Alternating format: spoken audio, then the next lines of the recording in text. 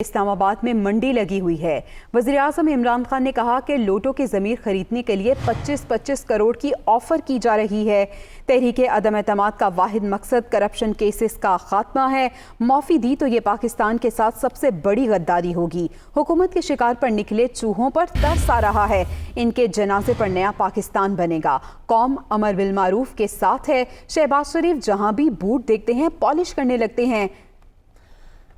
वज़ीर-ए-आज़म ने मजीद कहा कि शहबाज शरीफ अचकन संभाल कर रख लो, किसी और को देनी पड़ेगी। शरीफ खानदान के लूटमार के दिन चले गए हैं। दहशतगर्दी के खिलाफ जंग में 80,000 पाकिस्तानियों ने कुर्बानियां दी। इस वक्त ये जो इस्लामाबाद में मंडी लगी हुई है, इसमें लोगों के जमीर को खरीदने के लिए 20 और 25 करोड़ की ऑफर दी जा रही है। थ्री स्टूजेस या तीन चूहे, ये जो मिलके ये शिकार करने मेरा आ रहे हैं चूहे, इंशाअल्लाह इन चूहों को शिकस्त इसलिए हम देंगे। सारी जंग ये है, अदम एतमाद की जंग का सिर्फ एक मकसद है कि किसी तरह जिस तरह जनरल मुशर्रफ ने इनकी करप्शन के केस माफ किए थे, इमरान खान भी वो कर दे। जिस दिन मैंने इनके करप्शन के केस माफ किए, मैं पाकिस्तान से बड़ी गद्दारी करूंगा। इसके लिए जंग लड़ रहे थे, उसने 400 ड्रोन हमले किए हमारे मुल्क के ऊपर। तो 3 चूहे में से 2 चूहे तब सरबराह थे। ये 3 चूहे जो करने चले हैं शिकार, ये कामयाब हो जाएंगे। मुझे ये चूहों के ऊपर थोड़ा तरस भी आ रहा है। चूहा नंबर 1 शहबाज शरीफ, उसने अपनी अचकन सलवा ली थी, प्राइम मिनिस्टर के ख्वाब देख रहा था। बड़े बड़े उसने बयान दिए कि जी यूरोपियन यूनियन की इमरान को तनकीद नहीं करनी चाहिए थी।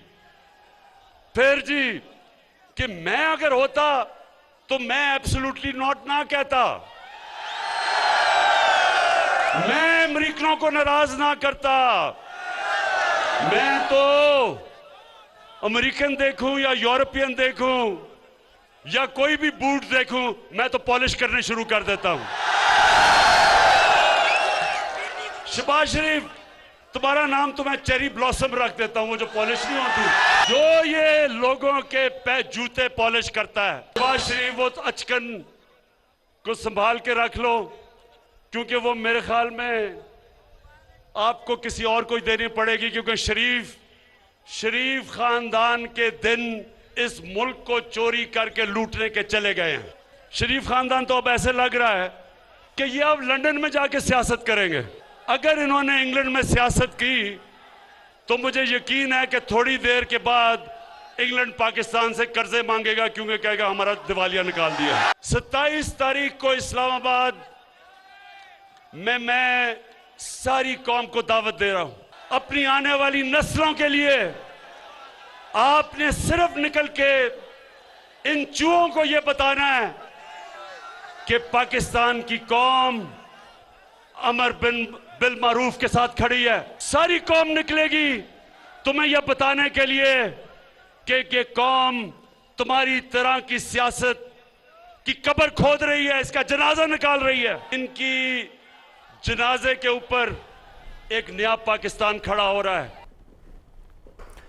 पाकिस्तानियों, सीट बेल्ट बांध लो, जहाज किसी भी वक्त पुराने पाकिस्तान में लैंड करने वाला है। इमरान खान का पत्ता कट चुका है, ये कहना है मुस्लिम लीग नून की रहनुमा मरियम नवाज का। लाहौर में कारकुनों से खिताब में उन्होंने मजीद कहा कि इमरान खान एक एक दिन आगे के इक़्तिदार की भीख मांग रहे हैं। वो आवाम को नहीं किसी और को आवाज़ें दे रहे हैं, मगर अब इन्हें बचाने कोई नहीं आएगा। हुकूमत ख़त्म होते ही इनकी चोरी की ऐसी दास्तानें सामने आएंगी कि लोग कानों को हाथ लगाएंगे।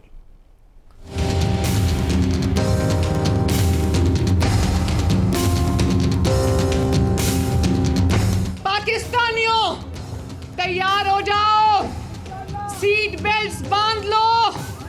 पाकिस्तान का जहाज किसी भी वक्त पुराने पाकिस्तान में लैंड करने वाला है।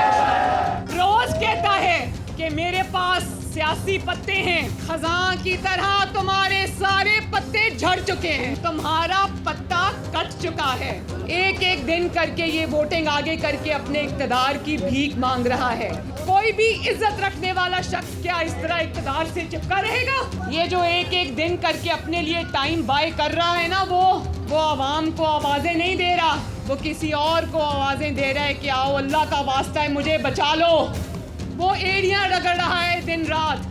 लेकिन एक दफ़ा फिर मैं इमरान खान को ये कहना चाहती हूँ कि जब तुम्हारे अपने लोग तुम्हें छोड़ गए, तुम्हारी हुकूमत होने के बावजूद तुम्हें छोड़ गए, तो सुन लो, कान खोल कर सुन लो, तुम्हें बचाने अब कोई नहीं आएगा। जो तकब्बर के साथ अकड़ कर बड़ी रऊनियत के साथ ये कहता था मैं नारों नहीं दूंगा, आज एड़ियां रगड़ रगड़ कर वो हर शख्स से नारों की भीख मांग रहा है। इमरान खान अपने मकाफाते अमल का शिकार हुआ है, अपने तकब्बर का शिकार हुआ है, अपने बड़े बोलों का शिकार हुआ है। तुम अपने इत्तेहादियों से हाथ मिलाने को तुम गुनाह समझते थे, आज उन्हीं 2-2 सीट्स वालों के घर पे नाक रगड़ के हाजिरी दे रहा है। इसका इक़्तिदार अभी गया नहीं है, जाने वाला है। मैं आपको बता दूं कि इसकी चोरी के, डाके के जितने भी होशरुबा दास्तानें खुलेंगी, लोग अपने कानों को हाथ लगाएंगे। अब तो टांगे कांपने को दिल नहीं करता कि कहे टांगे कांप रही, अब कहना चाहिए कांपे टांग रही हैं। वज़ारत दाखिला में अमन ओमान और इस्लामाबाद में सियासी जमातों के जलसों से मुतालिक अहम इजलास। वज़ीर दाखिला शेख रशीद अहमद की ज़ेर सदारत इस इजलास में अहम फैसले किए गए हैं। इस्लामाबाद और रावलपिंडी की इंतजामिया और पुलिस हुकाम की इसमें शिरकत। वज़ीर दाखिला का कहना है कि सियासी जमातों के जलसों में शहरियों को मुश्किलात पेश नहीं आनी चाहिए। इंतजामिया यकीनी बनाए कि जमातें जलसे मुख्तस करदा मकामात पर ही करें। मज़ीद तफसीलात जान लेंगे, हमारे नुमाइंदे कमरुल मुनव्वर हमारे साथ मौजूद हैं। कमर, बताइएगा इजलास में क्या अहम फैसले किए गए? जी, वज़ारत दाखिला में ये इजलास हुआ और इस इजलास के अंदर मशीर बराए पार्लिमानी अमूर डॉक्टर बाबर अवान जो थे वो भी मौजूद थे। ताहम इस इजलास की सदारत वज़ीर दाखिला शेख रशीद अहमद ने की। इजलास में तमाम इस्लामाबाद के जो ज़िला इंतजामिया और पुलिस के अफसरान उन्होंने भी शिरकत की और इसमें ये कहा गया, ये हिदायत जारी की कि इस बात को यकीनी बनाया जाए कि सियासी पार्टियां अपने मुख्तस करदा जो जगह है जो उनको फराहम की गई है वहां पर ही जलसा करें। इस्लामाबाद पुलिस की मुआवनत के लिए जो है पंजाब और KPK से जो है इजाफी नफरी भी बुलाने का फैसला किया गया है और इसमें ये फैसला भी सामने आया है कि अमन व अमान को यकीनी बनाने के लिए रेंजर्स और FC के जो लोग हैं उनको भी इस्लामाबाद पुलिस के साथ जो है वो यहाँ इस्लामाबाद में तैनात किया जाएगा। ताहम सियासी जलसों के लिए सिक्योरिटी को मौसर बनाने के लिए वज़ारत दाखिला में एक अहम कंट्रोल रूम जो है वो भी कायम किया गया, जिसमें हम वक्त तमाम अफसरान मौजूद होंगे और तमाम जो सिचुएशन है उसका जायजा लिया जाएगा। जी ठीक है कमर, हमारे साथ ही मौजूद रहिएगा। आपसे ये भी जानना चाहेंगे कि JUI के जो जलसे का मामला है इस्लामाबाद में, शो कॉज नोटिस जारी किया गया है, उससे मुताल्लिक क्या तफसीलात हैं? जी बिल्कुल, ये शो कॉज नोटिस जो है डिप्टी कमिश्नर इस्लामाबाद ने जारी किया है क्योंकि गुज़श्ता रोज जब इनको ये NOC फराहम किया गया था उसमें वाज़े तौर पर एक शिक जो थी वो डाली गई थी जिसमें ये कहा गया था कि अगर आप जलसा करेंगे या कोई रैली निकालेंगे तो उसमें कोई भी रोड जो है वो ब्लॉक नहीं किया जाएगा। तो आज कश्मीर हाईवे के ऊपर जिस जगह पर इनका जलसा होना है, जो ग्राउंड उनको फराहम किया गया था, उस ग्राउंड के बिल्कुल सामने कश्मीर हाईवे वाक़या है। JUI पे के जो कारकुनान है उनकी जानिब से वहां पर स्टेज लगा दिया गया जिसकी वजह से तातुल का शिकार हो गया। वो रास्ता मुकम्मल तौर पर बंद हो गया और वही वो रास्ता है जिसके जरिए एयरपोर्ट पर जाया जा सकता है। काफी मुश्किलात का सामना करना पड़ा। उसके बाद डिप्टी कमिश्नर इस्लामाबाद की जानिब से JUI पे को एक जो है शो कॉज नोटिस जारी किया गया और ये कहा गया है कि आज इस शो कॉज नोटिस का जवाब दिया जाए। अगर ये शो कॉज नोटिस जो है ये इसका जवाब ना दिया गया तो ये NOC जो उनको इस जलसे के लिए जारी किया गया है इसको मनसूख भी किया जा सकता है। ताहम ये JUI पे की जानिब से अभी तक कोई भी जवाब सामने नहीं आया क्योंकि जो NOC जारी किया गया था जिला इंतजामिया की जानिब से उसमें वाज़े तौर पर ये कहा गया था कि कोई भी रोड ब्लॉक नहीं की जाएगी, जबकि JUI पे की जानिब से एक रैली निकालेगी और उसके बाद जो स्टेज लगाया गया वो स्टेज उसी जगह पर लगाया गया। बहुत शुक्रिया कमरुल मुनव्वर अपडेट करने के लिए। आगे बढ़ें, आपको बताएं रमज़ानुल मुबारक से कबल महंगाई का पारा हाई है। एक हफ्ते में 25 अशिया खुरोनोश की कीमतों में इजाफा हुआ। घी, कुकिंग ऑयल, सब्जियां, दालें, चावल, मुर्गी का गोश्त महंगा हो गया। मुल्क में महंगाई की मजमूई शरह 15.67% पर पहुंच गई। रवां हफ्ते ब्रायलर मुर्गी की फ़ी किलो कीमत में 23 रुपये 59 पैसे का इजाफा हुआ है। मजीद जान लेंगे हमारे नुमाइंदे अलीम मलिक कहिएगा, इदारा शुमारियात की रिपोर्ट में मजीद क्या बताया गया? जी, जो इदारा शुमारियात की हफ्तावार महंगाई से मुतल्लिक रिपोर्ट जारी हुई है, इसमें तो ये बताया गया है कि जो महंगाई की मजमूई शरह है वो 15.67% तक पहुंच चुकी है। ब्रायलर मुर्गी जो है उसकी कीमतों की ट्रिपल सेंचुरी मुकम्मल हो चुकी है, क्योंकि जो रवां हफ्ते जो ब्रायलर मुर्गी है उसकी कीमत में तकरीबन 23 रुपये 59 पैसे का इजाफा हुआ, जिसके बाद जो ब्रायलर मुर्गी है उसकी कीमत 302 रुपये 80 पैसे फी किलो तक पहुंच चुकी है। जो घी है उसकी कीमत में भी इजाफा हुआ है। इसके साथ साथ बीफ 94 पैसे और मटन जो है 5 रुपये 80 पैसे फी किलो महंगा हुआ है। एक हफ्ते में जो केले हैं वो तकरीबन 4 रुपये 43 पैसे फी दर्जन महंगे हुए हैं, जबकि ताज़ा दूध और दही की कीमतों में इजाफा हुआ। हालिया हफ्ते जो आटे का 20 किलो का थैला है उसकी कीमत में 9 रुपये 19 पैसे का इजाफा हुआ है। इसके साथ साथ चावल, दाल माश और दाल मूंग की कीमत में भी इजाफा हुआ। इदारा शुमारियात ने जो रिपोर्ट जारी की है उसके मुताबिक हालिया हफ्ते जो टमाटर है उनकी कीमत में 3 रुपये 11 पैसे फी किलो की जी लहसुन 16 ठीक है, रिपोर्ट जारी की गई है हफ्तावार। अलीम मलिक अपडेट करने के लिए शुक्रिया।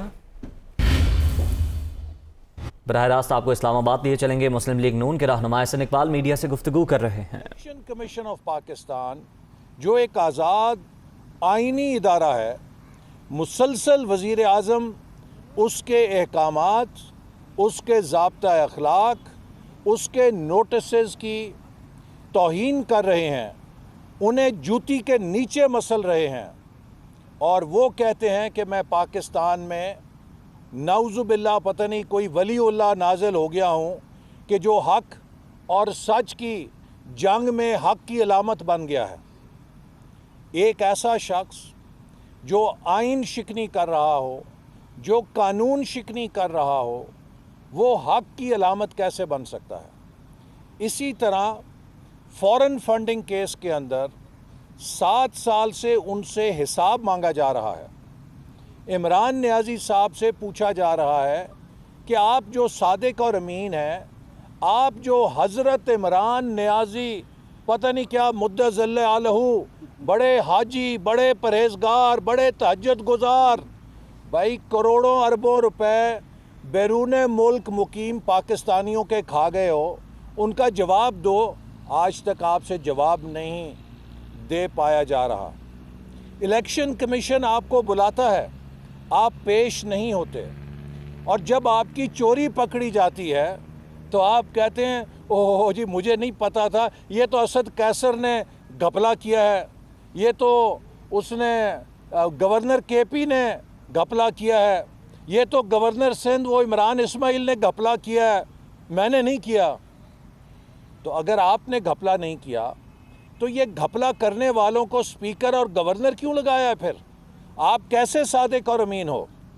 आप ना सादिक हो, ना आप अमीन हो, आप एक बहरूपिया हो, आप एक धोखेबाज हो जो कुरान को, जो सुन्नत को, जो मज़हब को अपनी सियासत में नहायत ढिठाई के साथ इस्तेमाल कर रहा है।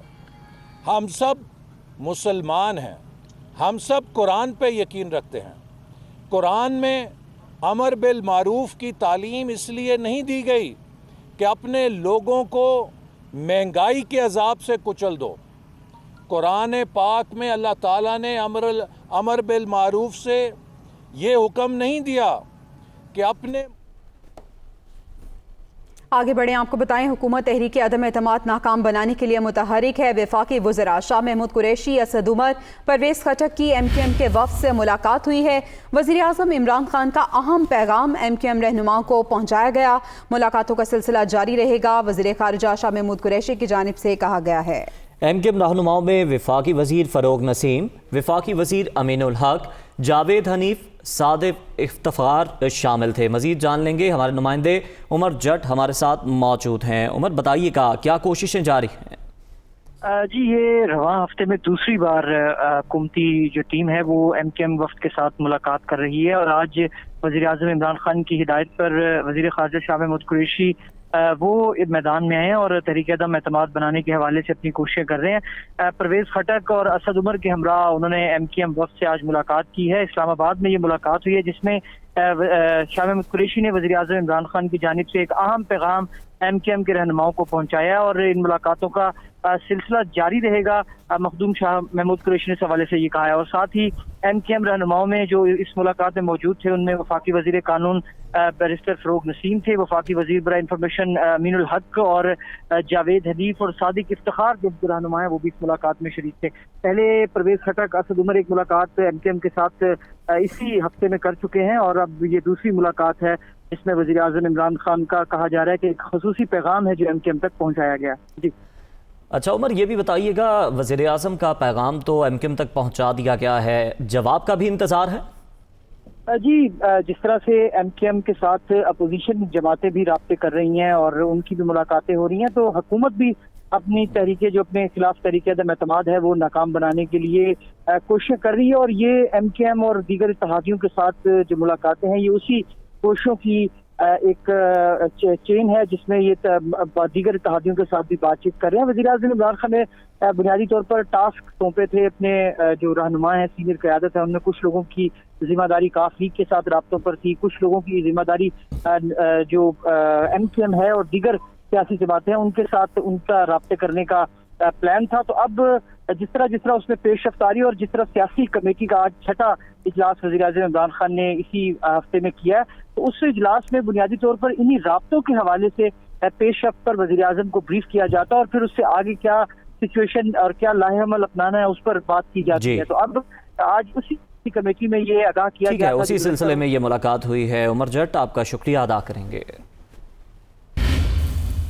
अभी आपको बराह रास्त ले चलते हैं। वफाकी वज़ीर असद उमर इस वक्त परेड ग्राउंड इस्लामाबाद में मीडिया से गुफ्तगू कर रहे हैं।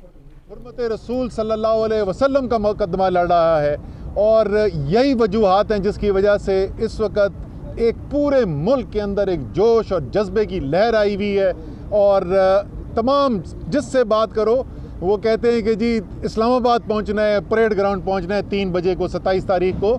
और सिर्फ ये पाकिस्तान तक भी हम महदूद नहीं रहा, अब ये सूरत हाल है कि बाहर से लोगों ने आना शुरू कर दिया। अमेरिका से लोग पहुंच गए हैं, मशरिक़ वस्ता से लोग पहुंचना शुरू हो गए हैं, यूरोप से लोग आ रहे हैं, क्योंकि सबको एहसास है कि पाकिस्तान अपनी तारीख के एक इंतहाई अहम मोड़ के ऊपर खड़ा हुआ है।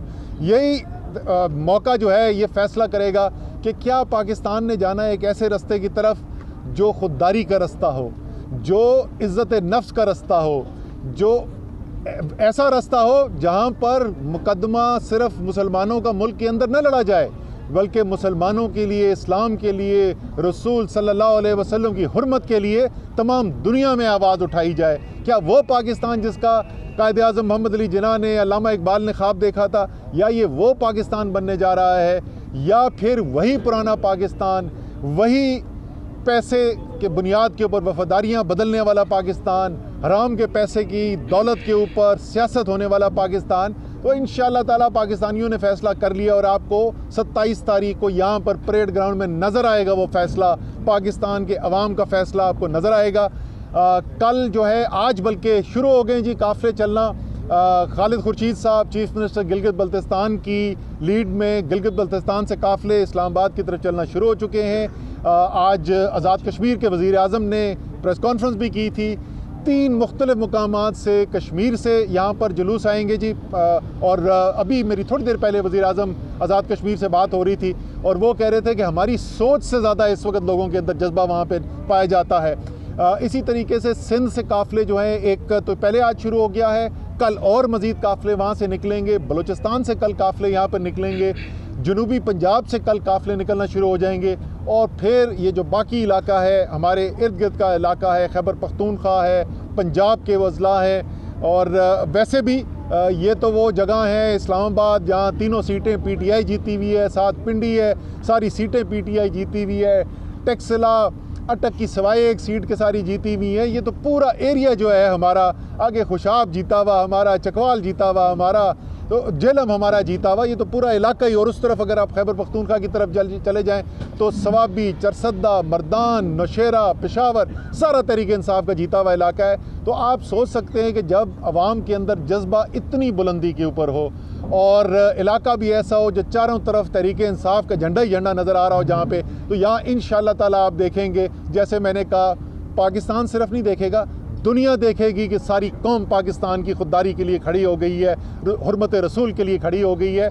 और जो भी ये देख रहा है, जो भी मुहब्बे वतन समझता है कि इमरान खान एक सही रास्ते में निकले हैं और वो उस मंजिल की तरफ जा रहे हैं जिस मंजिल की तरफ कायद आज़म ने इस मुल्क को बनाने की कोशिश की थी, तो सिर्फ घर पे नहीं बैठना है, आपने यहाँ आकर अपना फ़ैसला सुनाना है। और ये पाकिस्तानियों को तो पता ही है फ़ैसला, मैं ख़ास तौर पे दावत इसलिए दे रहा हूँ, मैं चाहता हूँ सारी दुनिया में उस दिन पैगाम जाए और जो भी बाहर की कुव्वतें हैं जिनको ये अच्छा नहीं लग रहा कि ये पाकिस्तान किस आज़ादी के रास्ते पे निकल गया है, वो उन तक ये पैगाम पहुँचे कि पाकिस्तानी कौम अब अपनी हकीकी आज़ादी को छोड़ने को तैयार नहीं है। इंशाअल्लाह ताला आपसे यहीं पर परेड ग्राउंड में 27 तारीख को परसों 3 बजे मुलाकात होगी। बहुत बहुत शुक्रिया। अच्छा, असद साहब ये बता दें कि जलसे के हवाले से कितनी कुर्सियों के आप लोग यहाँ पर इंतजामात करने जा रहे हैं और जो स्टेज है उस हवाले से, क्योंकि आप लोगों ने 10 लाख लोग यहाँ पर इकट्ठे करने का एक तो दावा किया, तो उनको यहाँ पर संभालने के लिए